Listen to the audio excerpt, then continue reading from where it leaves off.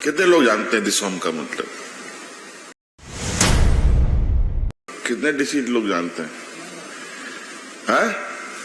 क्या होता है? देश। और बीर का मतलब जंगल। तो कहीं ना कहीं हमें इसीलिए हम लोगों ने बिरसा हरित ग्राम योजना प्रारंभ किया है। रैयत की जमीनों में भी, गैर मौजूदा जमीनों में भी, कि कम से कम जो पैसे बेवजह की चीजों पे खर्च हो, क्यों नहीं एक एक पेड़ लेकर के अपने अपने घरों पे लगाएं। अपने अपने जो भी पदाधिकारी हैं, आपको घर सभी डीसीज को बंगलोज मिले हुए हैं। कितने लोग जानते हैं दिसोम का मतलब? एक दो लोग, डीसी साहब लोग, कितने डीसी लोग जानते हैं? हैं? क्या होता है? देश। लेकिन और बीर का मतलब जंगल। थोड़े मोटा मोटे थोड़ी सी सन्नाटे में थोड़ी आवाज है।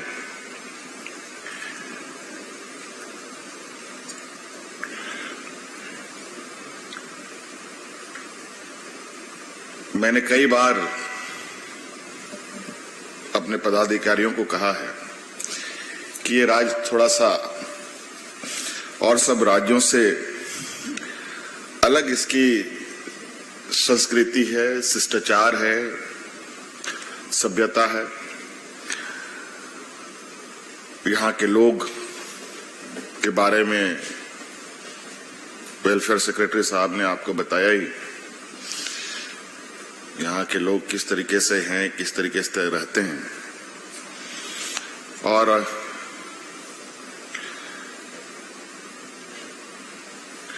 मुझे लगता है कि राज्य अलग होने के बाद जो सबसे पहले काम होना चाहिए वो अब शुरू हो रहा है। 30% के लगभग वन क्षेत्र हमारा राज्य में, और जंगल झाड़ मिलाकर के कह लें तो लगभग 50%।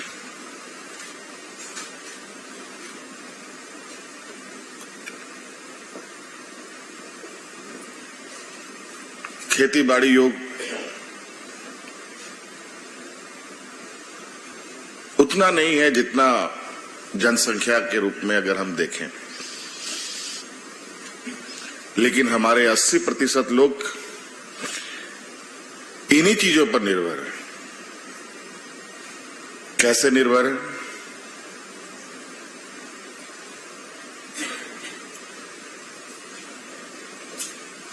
मात्र 20% लोग जो बाजार में, शहरों में हैं, और बाकी सभी लोग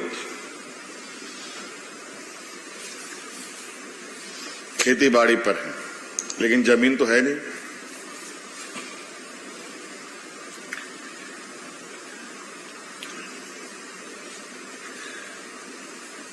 वन अधिकार अधिनियम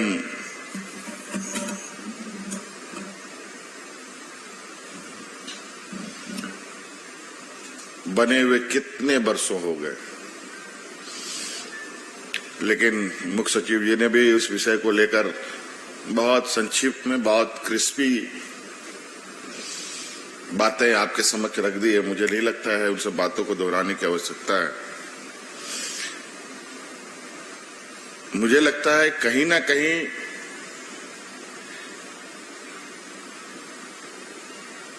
बीस वर्षों में या उससे पहले भी इस विषय पर कोई विशेष ध्यान रहा ही नहीं।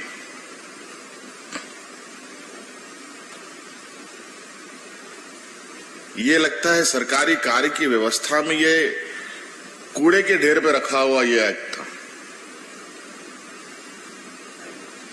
और शायद यही वजह है कि आज हम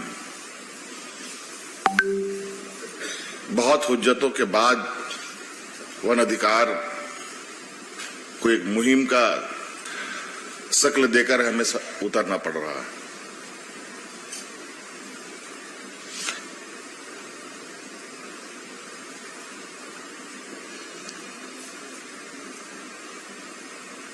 कई राज्यों ने तो, अगर आप दूसरे राज्यों को देखेंगे जहां पर आदिवासियों की भी बहुलता कम है, लेकिन वहां पर वन अधिकार के तहत पट्टों का वितरण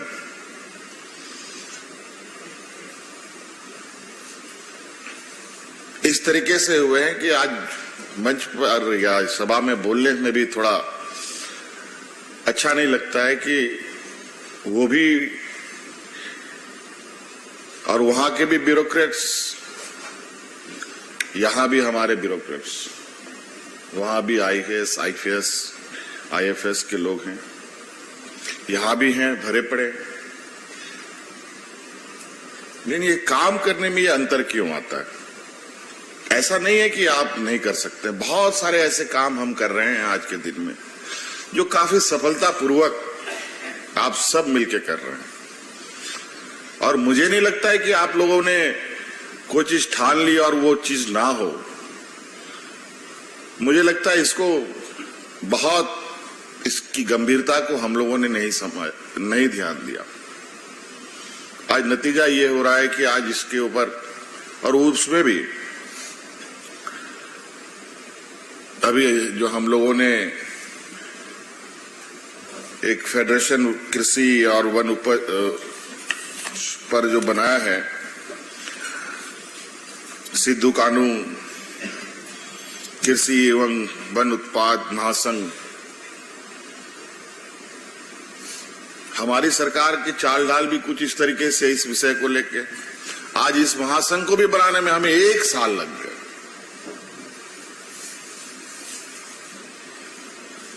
ये स्थिति है। चलिए, लग रहा है इस मुहिम को खड़ा होने में लगता है कि इसका हम लोगों ने, अगर हम लोग और थोड़ी दिनों तक ध्यान नहीं दिए होते तो शायद इस राज्य में फॉरेस्ट राइट एक्ट के विषय के बारे में चर्चा करना ही बेकार था, और न ही उस विषय पर हम लोगों को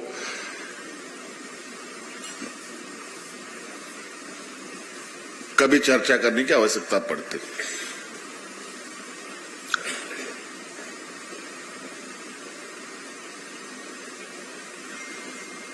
आज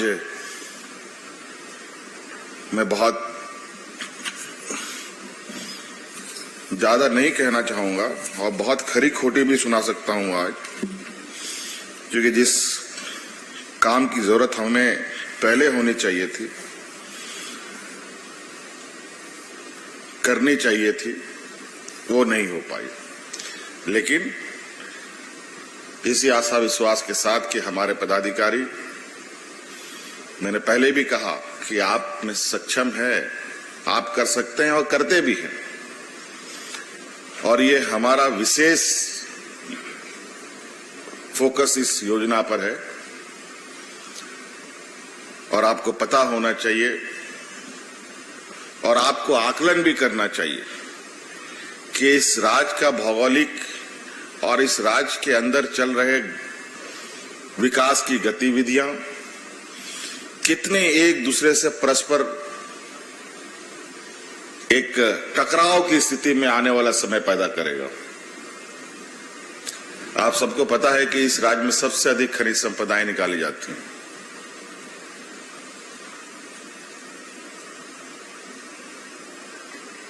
जो वर्तमान खेती योग्य जमीन है, उससे भी कोयले निकाले जा रहे हैं। आज नहीं कल वो खनिज संपदा खत्म होगा। 20 साल, 25 साल, 30 साल, और आजकल जो मशीनें जो आ गई हैं, जिस तरीके से माइनिंग के इक्विपमेंट्स आए हैं, जो काम 5 साल में होता था वो 5 दिन में हो रहा है। तो ये खनन कंपनियां इस राज्य को एक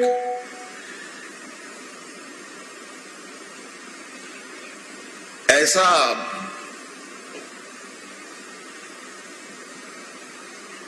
कबाड़ करके खनिज संपदा निकालकर यहां के लोगों को ऐसी दुर्दशा में छोड़ेंगे जिसका अंदाजा नहीं है आपको। क्या कोई बता सकता है कहीं भी कोई खनिज संपदा हो रहा है, रामगढ़ का हो या हजारीबाग का हो, चतरा का हो, लातेहार लोहरदगा का हो, साहिबगंज का हो, पाकुड़ का हो, कि कल को उन खदानों को रिक्लेम भी करते हैं, जहां वहां आज धान की खेती होती थी, क्या 30 साल के बाद भी वहां पर धान की खेती होगी?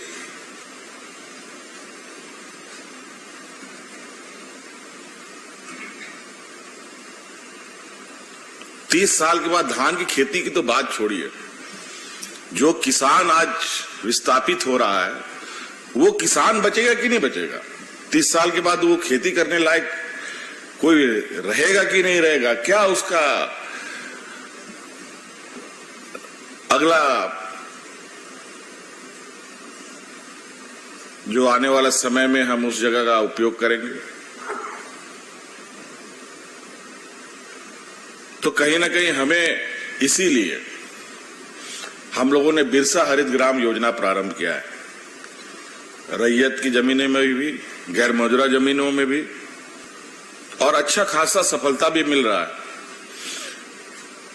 बहुत उसमें गति है ये भी हम नहीं कह सकते हैं, लेकिन रुका भी नहीं है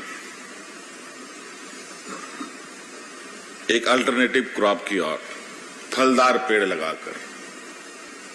तो कई ऐसी चीजें हैं जो आपको अपने जिले के अंतर्गत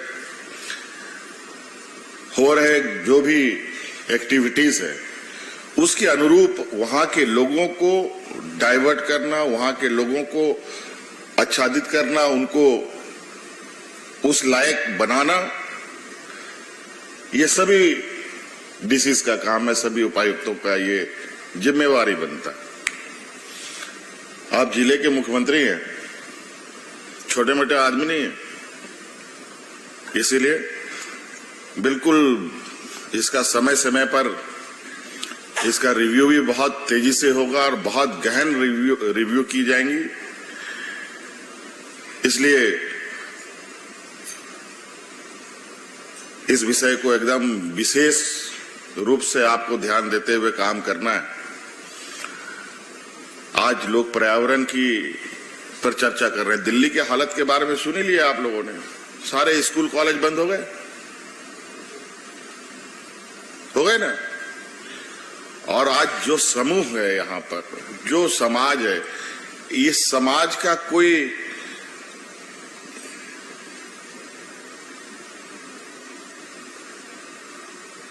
देवघर बासुकीनाथ जैसा भव्य शहर नहीं बन जाता है मंदिरों का।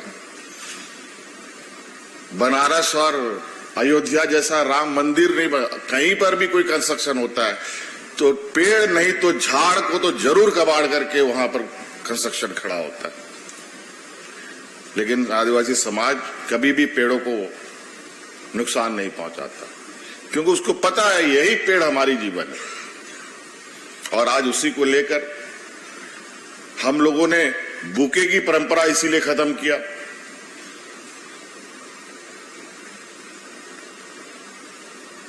कि कम से कम जो पैसे बेवजह की चीजों पे खर्च हो, क्यों नहीं एक एक पेड़ लेकर के अपने अपने घरों पे लगाएं। अपने अपने जो भी पदाधिकारी हैं, आपको घर सभी डीसीज को बंगलोज मिले हुए हैं,